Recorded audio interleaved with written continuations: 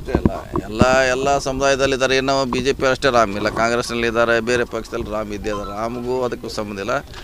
ಅವರು ಅದನ್ನು ಹೆಚ್ಚು ಕ್ಯಾಚ್ ಮಾಡಲಿಕ್ಕೆ ಪ್ರಯತ್ನ ಮಾಡ್ತಾರೆ. ಆ ರೀತಿ ಇಲ್ಲ ಅದು ಬೇಡ. ಅದು ಈಗ ರಾಮ್ ನಂಬ್ಕೊಂಡಿದ್ದಾನೆ, ಅವ್ರ ಕಂಡಿದ್ದಾನೆ, ಪ್ರಶ್ನೆ ಇಲ್ಲ. ಅವ್ರು 100% ಏನು ಕ್ಲೇಮ್ ಮಾಡ್ತಾರೆ, 100% ಇಲ್ಲ.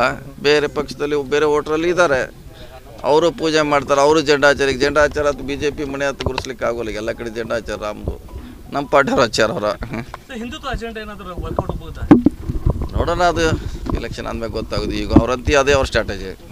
ನಮ್ಮದು ಡೆವಲಪ್ಮೆಂಟ್ ಮೇಲೆ ಹೋರಾಟ ಮಾಡ್ತೀವಿ. ಗ್ರೀನ್ ಸಿಗ್ನಲ್ ಸಿಕ್ಕಿದೆ, ಹಿಂಗಾಗಿ ಅವರು ಮುಂಚೆನೇ ಬೆಳಗಾಮ್ಗೆ ಅವ್ರು ನಮಗೆ ಟಚ್ ಇಲ್ಲ. ಇಲ್ಲೆಲ್ಲ ಮುಂಚೆ ಇಲ್ಲೇ ಇದ್ರು ಅವರು. ಈಗ ಆ ಕಡೆ ಶಿಫ್ಟ್ ಆಗಿದ್ದಾರೆ. ಅವ್ರ ಪರವಾಗಿ ನಾವೆಲ್ಲ ಹೋಗ್ಬೇಕಾಗತ್ತೆ, ಮಾಡಬೇಕಾಗತ್ತೆ. ಬಂದಿದ್ದಾರೆ ಅವರು. ಹಾಂ, ಹಾವೇರಿ ಹೋಗ್ಬೇಕು. ಎಲ್ಲ ಕಡೆ ಆಲ್ಮೋಸ್ಟ್ ಎಲ್ಲ ಕಾನ್ಸ್ಟಿಟ್ಯೂನ್ಸಿಗೆ ಹೋಗ್ತೀವಿ. ಹಾವೇರಿಗೆ ಕೂಡ 2 ವರ್ಷ ಹೋಗ್ತೀವಿ, ಬೇರೆ ಕಡೆನೂ ಹೋಗ್ತೀವಿ ಎಲ್ಲ ಕಡೆ.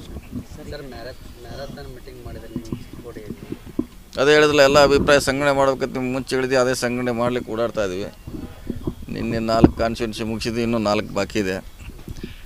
4 ಕೂಡ ಇನ್ನೊಂದು 2 ವರ್ಷದಲ್ಲಿ ಮುಗಿಸಿ ಅಂತಿಮ ತೀರ್ಪನ್ನು ಹೇಳಬೇಕಾಗಿದೆ, ಹೇಳ್ತೀವಿ.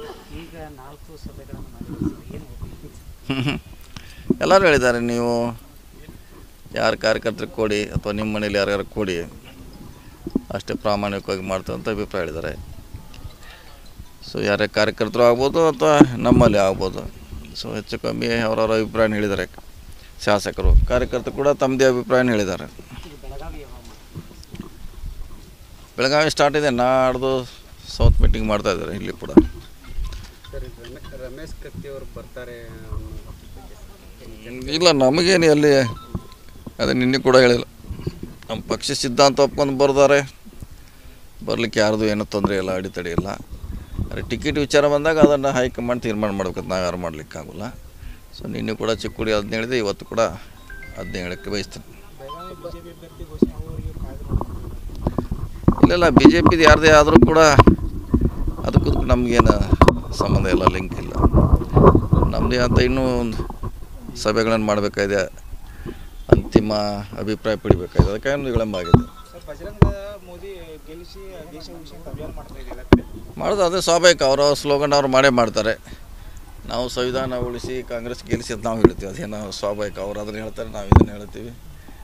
ಅವರ ಸ್ಲೋಗನ್ ಇದ್ದೇ ಇರೋದು ಚುನಾವಣೆ ಬಂದಾಗ. ಅದ್ರ ಬಗ್ಗೆ ಏನೂ ಹೇಳಲಿಕ್ಕಾಗಲ್ಲ. ಸರ್, ಈಗ ರಾಜ್ಯ ಬಿಜೆಪಿಯಲ್ಲಿ ಸಾಕಷ್ಟು ಭಿನ್ನಮತ ಇದೆ, ಅದು ಏನಾದರೂ ಪ್ಲಸ್ ಆಗುತ್ತೆ?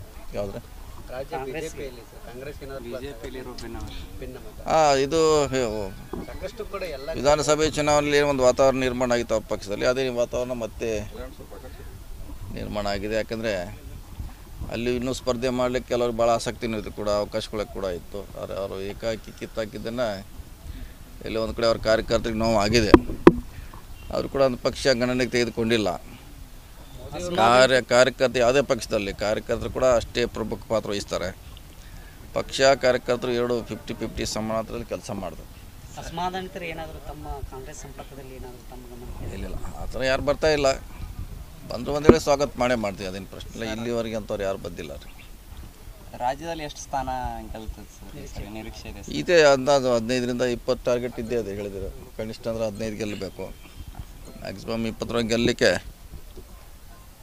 ಸ್ಟ್ರಾಟಜಿ ಮಾಡ್ತಾಯಿದ್ವಿ. ಕೊನೆಗೆ ಜನರ ಆಶೀರ್ವಾದ ಮುಖ್ಯ.